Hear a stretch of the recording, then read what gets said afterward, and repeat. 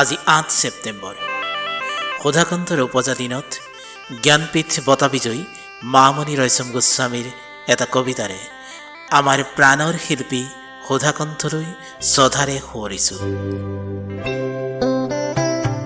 কবিতাৰ শিৰোনামা তোমাৰ কণ্ঠ বাদ দি মোৰ জন্মভূমিৰ নক্সা আঁকিব নোৱাৰো। ভূপেন দা দা দা তোমাৰ কণ্ঠ বাদ দি মই মোৰ জন্মভূমিৰ নক্সা আঁকিব নোৱাৰো।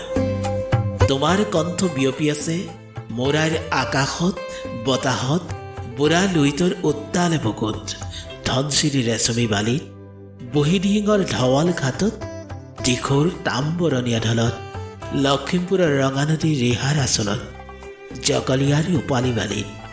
ভূপেন দা তোমাৰ কণ্ঠ বাদ দি মই মোৰ জনমভূমিৰ নক্সা আঁকিব নোৱাৰো।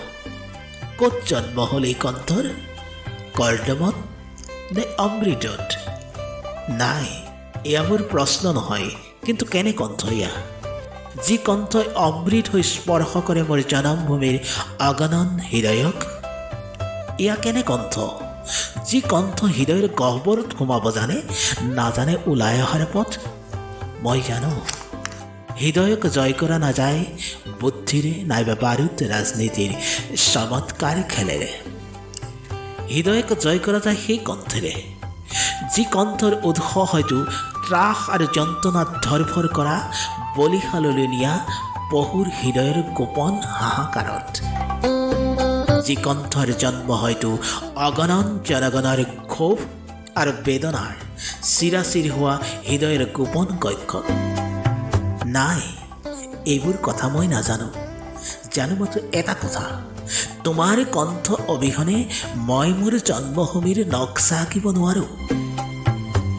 মানুহৰ নখৰ আঁচোৰেৰে ৰক্তাক্ত কৰা, বাৰুদৰ ধোঁৱাই ধূসৰিত কৰা, সন্দেহ আৰু ত্ৰাসৰ অগ্নিৰে ভস্মীভূত কৰা মনৰে আকাশক তোমাৰ কণ্ঠই দিয়ে মুক্তিৰ মমতাময় শিহৰণ।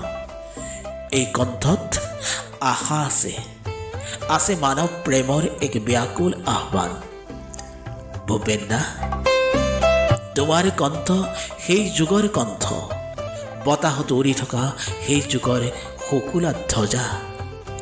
সেই শুকুলা ধ্বজাৰ তলত আছে মোৰ জনমভূমিৰ শত শত জনগণ।